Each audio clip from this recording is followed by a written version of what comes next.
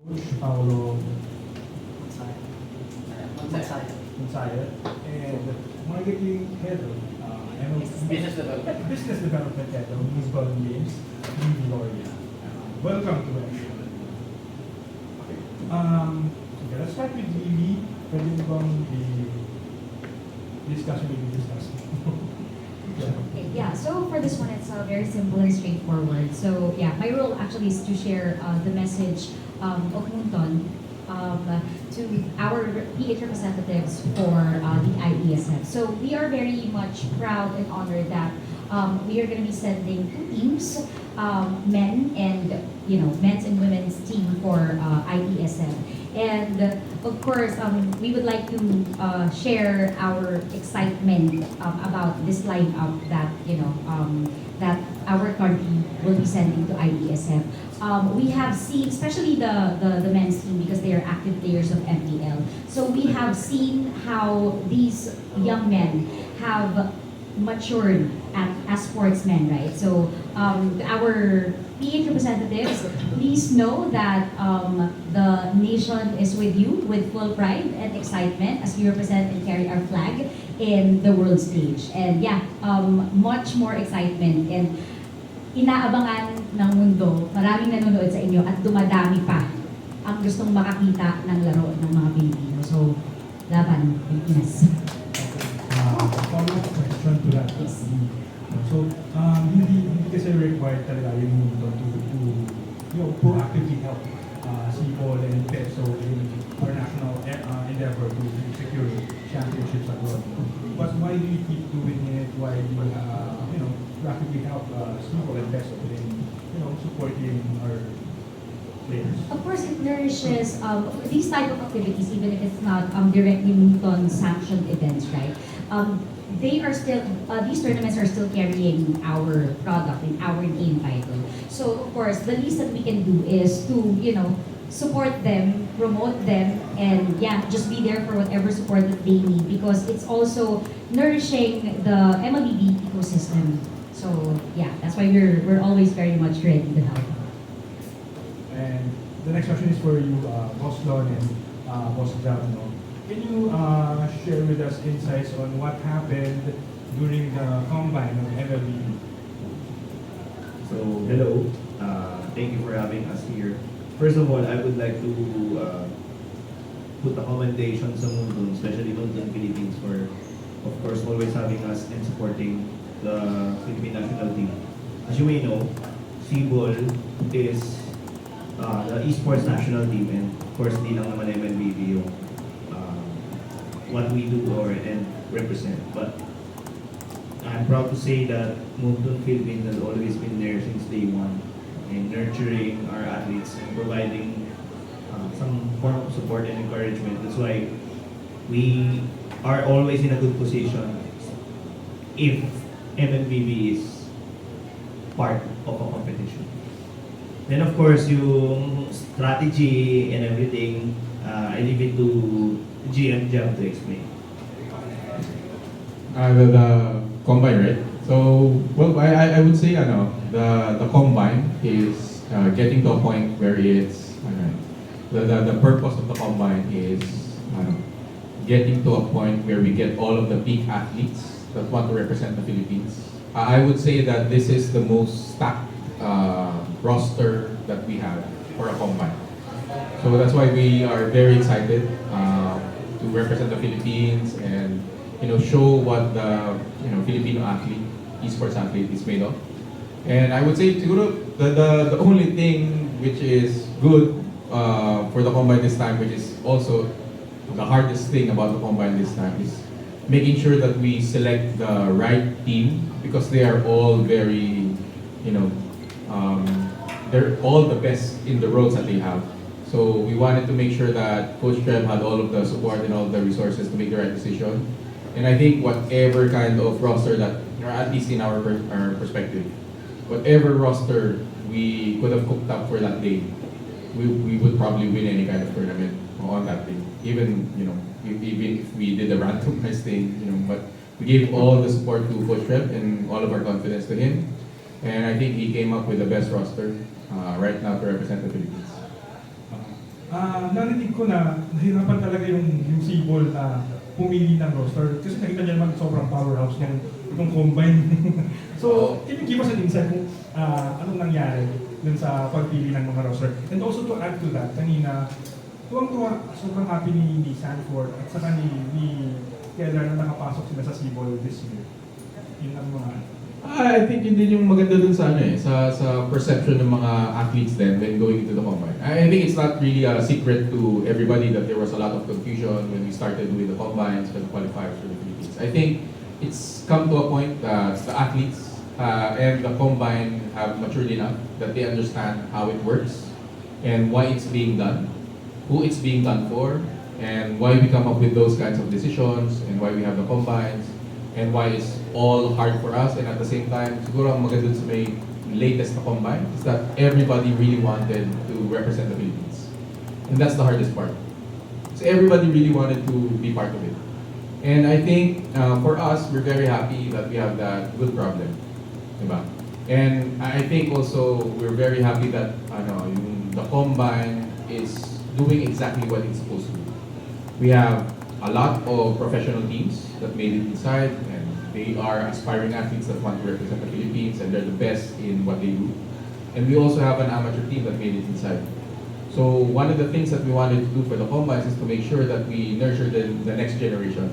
Diba? So one of the purposes of the combine is to make sure that the amateur teams get into environments where professionals are also included. Imagine kung amateur team ka, you're basically thinking to yourself, I'm a nobody, and then you get to spend time with your idols, like actually spend time with them for a couple of days.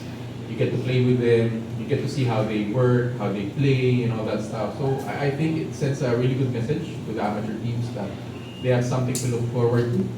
And even kahit nga dun sa may team ni Coach Serve, everybody wanted to get in, pero they did the work during the combine because they were not sure that they would get in. Because everybody was just the best at their roles, diba? So, I think overall, towards the end of the combine, everybody had a good time. I really feel that this is one of the most successful combines that we did because of I think you guys saw the clips that the players were sharing. They're having a really good time. Pero outside of all of that fun, when you see the sessions, the games, they were all very serious. They were really at the top of their games. That's why it was, a really good combine for us. Yun lang. You mentioned a couple of times that this has been the most successful so far na combine ng Sibol. Bakit po gano'n? Is it because mas madali mag-invite ng mga players this time around compared to last time? I think it became a lot easier because everybody that was going into the combine understood what it was for. Diba? I think when we started doing the combines, there were a lot of questions and sometimes even confusions on why we would do the combines. So this time, it was very successful because day one pa lang they understood why they were there, why we were doing the combines. So I think that's why I would say that it's one of the very successful combines. To add on that, last year's Sibol team under Coach Pa was an amateur, right? So I think that also sparked a lot of, let's just say, innate competitiveness ng mga nasa MPL to actually really do well in the combine. Because at some point, the national trials, we don't discriminate. If you're a pro, you're an amateur, you're just starting out in MLBB, it's a blank space. You put your name, and then you compete to the highest level. So at that kind of scenario, siguro yung focus rin ng mga MPL teams, no? And even, let's just say, yung kay Coach Pau, we had silver but it's still a very good showing. It's just because we proved that our system works. Kung sino yung national team, at that time is really just really the pinnacle of what we would want to as a team that will join sa Sibol. Okay. Follow-up question po, Boss Don, tungkol sa sinabi mo. So open ang Sibol sa lahat. Na kunyari ako ay isang magaling na rank player na mataas ang star pa mag-time? Yes. So, of course, you have to, number one, comply. That's one of the things that also the national team will teach you. The humility to actually be on time. You have to read the rules. You have to check in on time. Because when you represent the Philippine flag, we expect nothing but, of course, your skill, the best. But also, yung responsibility mo. You imagine if malilate ka, hindi ka makapag-check-in, tapos nangyari yun sa national match. Sigurado DQ na tayo. So, it's also a good test of character, which is, yun yung reason bakit sa combine, di ba, kailangan nilang on-site na pupunta, you have to follow instructions. It's really a different set of responsibility, other than, of course, showing that you're really good at MLBB. Thank you po, Boss Don. So, question na po. Clarification, because in the post yesterday, the other day, it said International Esports Federation only. But I am assuming that this MLBB roster will go until SEA Games. Just wanted to clarify. Oh yeah. So the only guaranteed event that they will compete in right now is the IESF. Okay. So the question is, would we hold another qualifier for the SEA Games, for the Asian Games, and whatever? So our goal as Sibol is to provide opportunities for anybody that want to represent the Philippines. That's why we hold the qualifiers, right? The only hindrance to actually doing the qualifiers is the deadlines of the submission and registration for the specific event. So let's say for this one, it's the SEA Games. Okay. So if the SEA Games, let's say, announces that, okay, we need the names for the next athletes that will represent the Philippines next week. Therefore, we do not have enough time to do another qualifier. So therefore, we will use the current roster that we have. But let's say if SEA Games will announce they need the names, let's say August, therefore we have enough time to do another qualifier, we will definitely do another qualifier. The intent is to always create a qualifier if a new event would come up, as long as we have enough time for that. Because we want to provide, again, we want to provide every Filipino that wants to represent the Philippines the opportunity to do so through the qualifiers. Since hindi pa set in stone yung for the SEA Games and the Asian Games, paano ho mangyayari, kunyari, hindi available or may previous commitment yung yung national team natin? Ano ho yung isasala natin? That's where the combine is actually going to be used. It's a roster of 20 athletes, so we can use or at least ask them to represent the Philippines from the 20. As much as possible, we do not want to go out of the combine as much as possible, because we want to make sure that everybody that participated for that specific qualifier is given a chance before we move on to the next. So worst case scenario, let's say talagang naubos.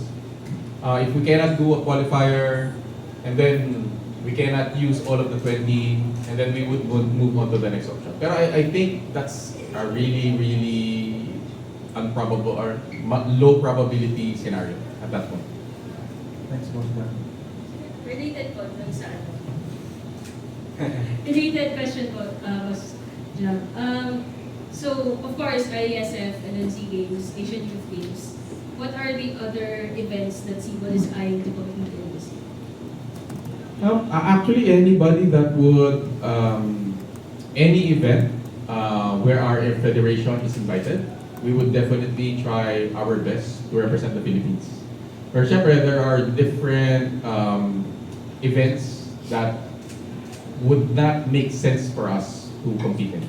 So one of the events that you mentioned, Asian Youth Games, right now we are saying that it is not feasible for us to join the Asian Youth Games. As you've seen, the registration that we put out for Sibol is Street Fighter 6. I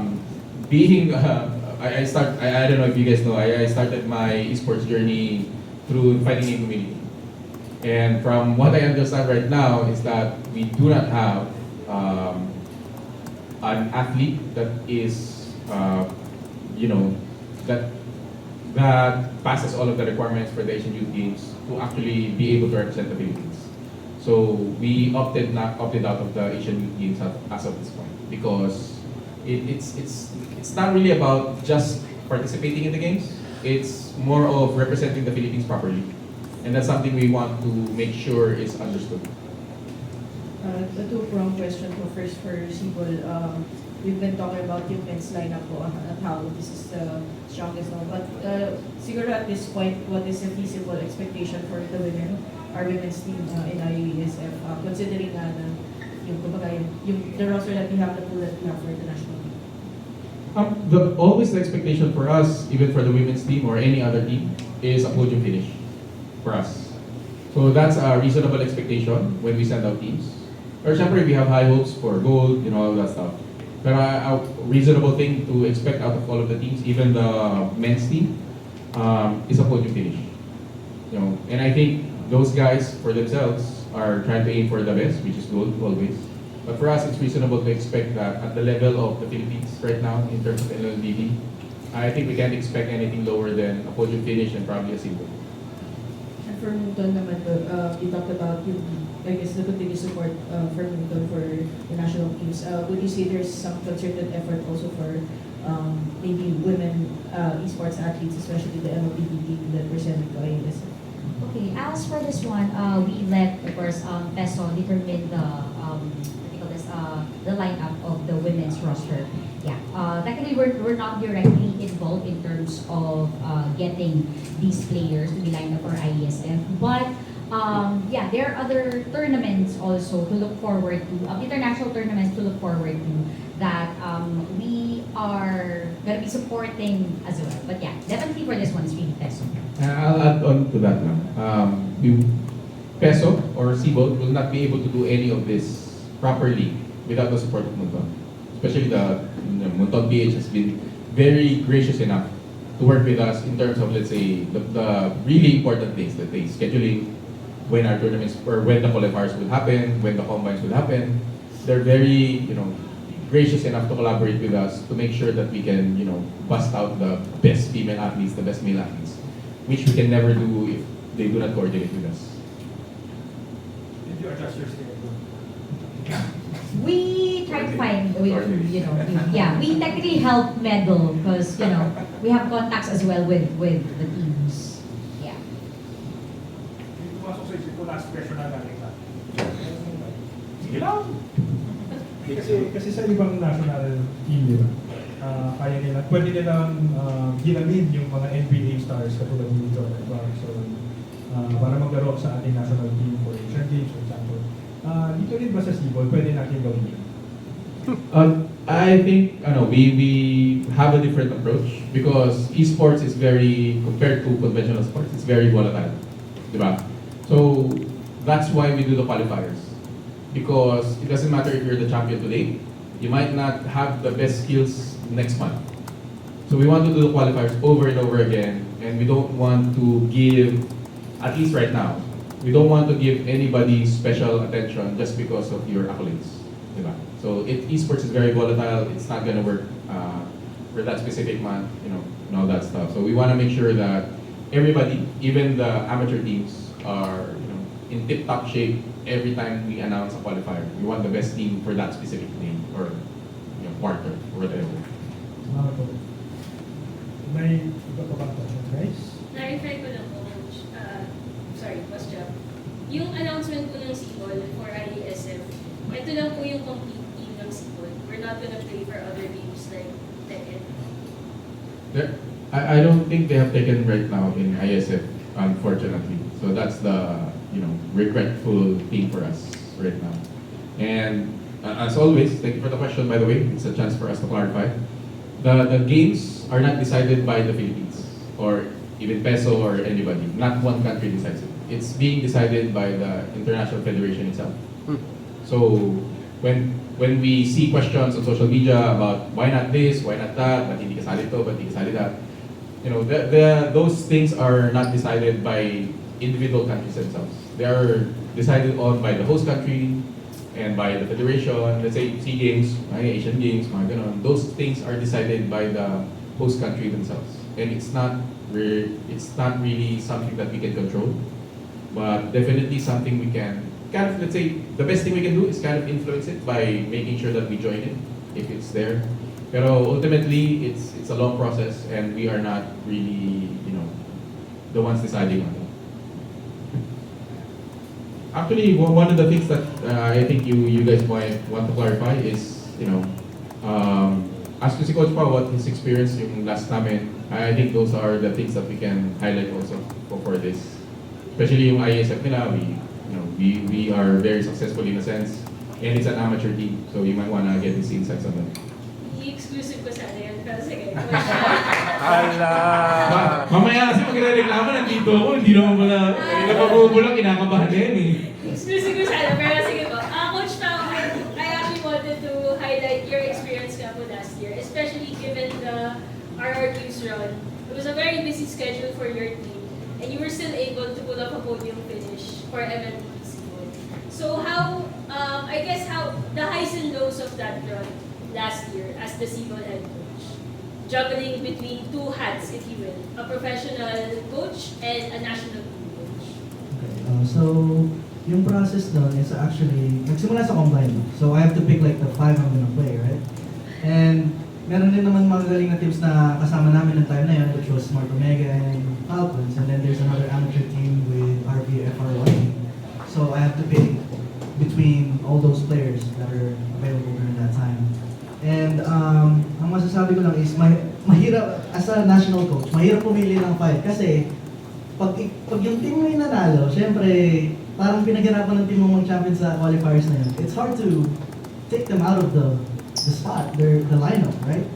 So you really have to make that big decision for the Philippines para yun nga, so we can have the best results we have, and that's what the combine is for. And then going into it, yun nga, nakita ko si Kyle na siya yung we needed more experience in the jungler role, so I took him in, and he was down to be on the main lineup. And kudos to him as well, kasi wala siyang tinanong na iba, or hindi man lang siya nag-hesitate na, ay coach, Falcons kasi busy kami dahil sa MSC during that time or something like that. Wala talagang tanong-tanong, like he was straight up, okay, I'll join you guys and I'll help you guys win the goal. That was pretty much it. It was pretty straightforward. Same with me. Yun rin naman yung goal ng lahat. And yeah, other than that, siguro yung pinaka mahirap na naging challenge namin as the previous Sibol lineup is the time constraint, which hindi naman namin control. Kasi yung MDL and MPL, iba yung tapos ng schedule nila eh. And then the time that we have to prepare for IESF is very limited compared to kasi during that time bago matapos ang MPL playoffs, kailangan muna namin hintayin si Kyle matapos yung MPL playoffs niya bago kami makapag-practice sa Sibol lineup. So yun nga yung time constraint na sinasabi ko na limited naman. Although na-coach ko na si Kyle before, so it wasn't a big deal, to be honest. The time was definitely enough, and then with the addition of Ducky, syempre yung experience niya, nag-add siya ng international experience sa amin, motivational words, tapos kung paano i-approach yung sa international stage, lalo na sa mga players ko na never lumipad before to an international country. So it was the first time for them. And to be honest, like when I looked at me as the coach, I looked at the public's parang opinion lang nila as a coach. And nobody expected anything from that roster, to be honest, because we're an amateur team, which I get it, yeah. But yeah, hopefully we made the Philippines proud by getting the silver, because we definitely tried our best to get the best, to bring the results for the Philippines. Coach, as Sir Mordon and Sir Jabba has already mentioned, the national team is open for all. And your run last year is actually a testament to that somebody from the grassroots can make it, can win a podium medal for the Philippines. So, what message can you give to those who, whenever the sign-ups for Sibol rolls up, ay, hindi ko kaya yan, hindi naman ako professional eh, nag-grind lang ako. What message can you tell them that it's not bad to try? We already have that. We have the proof. We have the Sibol 2024 who earned a silver medal. Siguro yung message ko sa mga sumisikap maging national athlete or player for Sibol is, I mean, if we could do it, my players were a bunch of amateur players. All MPL players, never been in the MPL stage before. If we can do it, then for sure you guys can do it with just hard work and just perseverance. I think that's all. Just keep trying. I mean, kailangan pagdaanan mo muna yung mga failures bago ka mapunta sa success. So, yun. Yun yung naging run namin sa art developers. Agad lang ako doon. Well, one of the things that we are very excited in PESO. So we have already succeeded in making sure that we have amateur teams join the combine. Mga MDL, MPL, mga ganun, di ba? One of the things that I am very excited, and I'm sure it's only a matter of time before this happens. I'm very excited to have or see a team get into a combine that is not part of the MDL and the MPL. I think it's only a matter of time because of the vast amount of talents that we have in the Philippines. Baka yung press score team nyo na yung makapasok. Pwede. Ano to? Thunder Leagues na, let's go.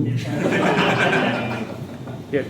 So with that said, Sir Cap, kasi nga you mentioned nga na you're hoping na someday hindi guys sa MPL o sa MDL yung papasok. Pero during the combine you had the NU Bulldogs in the qualifier. So how high are your hopes for NU to become a better esports after this experience?